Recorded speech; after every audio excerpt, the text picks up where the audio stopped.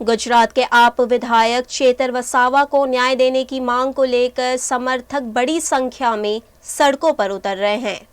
गुजरात के डेडियापाड़ा के आम आदमी पार्टी के विधायक चेतर वसावा को पुलिस ने गिरफ्तार किया है। उन पर हत्या के प्रयास का मामला दर्ज किया गया है, जिसके चलते आम आदमी पार्टी के कार्यकर्ताओं में रोष देखने मिल रहा है।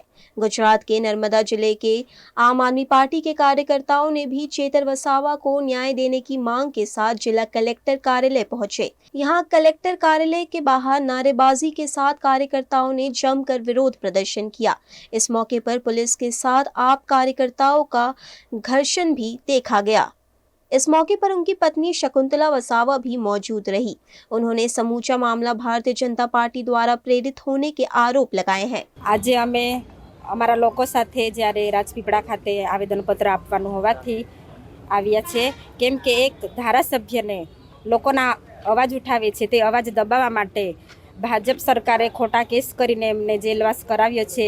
एने संबंधीने આજે અમે રાજપીપળા ખાતે કલેક્ટર કચેરી આવેદનપત્ર આપવા માટે અમારા લોકો સાથે આવ્યા છે અને ધારાસભ્ય ચૂંટાયા પછી ઘરે એક પણ દિવસ આરામ કર્યો નથી અને લોકો માટે સડકથી સદન સુધીનો અવાજ ઉઠાવે છે, નાના બાળકો માટે પણ લડે છે અને ઘણી જગ્યાએ જ્યાં જ્યાં આખા ગુજરાતમાં જ્યાં જ્યાં ચૈતરભાઈની જરૂર પડે છે ત્યાં ત્યાં પહોંચે છે।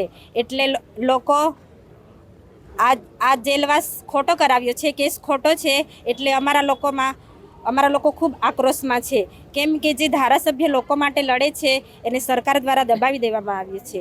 એટલે અમારા લોકોમાં ખૂબ આક્રોશ જોવા મળ્યો છે અને થોડા દિવસ પહેલાં 144 લાગુ હોવા છતાં પણ ડેડિયાપાડામાં રેલી કાઢવામાં આવી હતી, ત્યારે પોલીસે સાથે રહીને રેલી કઢાવી છે અને જ્યારે આજે અમે અહીંયા રાજપીપળા આવ્યા છે તો પોલીસ અમને અંદર નથી આવવા દેતી। કલેક્ટર કચેરીએ આવ્યા તો અમને गेट बंद करी देवामां आव्यो छे, अमने कीधुं के नथी जवानुं अंदर। एटले पोलीस पण एक तरफी काम करे छे। एटले पोलीसने पण अमे कहीए छे के तमे साचा माणस साथे उभा रहो, केम के तमे अने घणी जग्याए पण अमने रोके छे पोलीस। एटले पोलीसने पण अमे कहीए छे के पोलीस भाजपनी छे, एटले पोलीस भाजपनुं ज काम करे छे। एटले अने चैतरभाई साचा छे, केम के संजयभाई समाधान पर आव्या छे पण चैतरभाईए जेल वेठी छे અને સમાધાન નથી કરવાના, કેમ કે જેલ વેઠી છે અને આ કેસમાં સંજયભાઈ પોતે આરોપી છે અને ચૈતરભાઈ સાચા છે, છતાં પણ એમને ગુનેગાર છે એવું જણાવવા માટે માફી મગાવડાવે છે।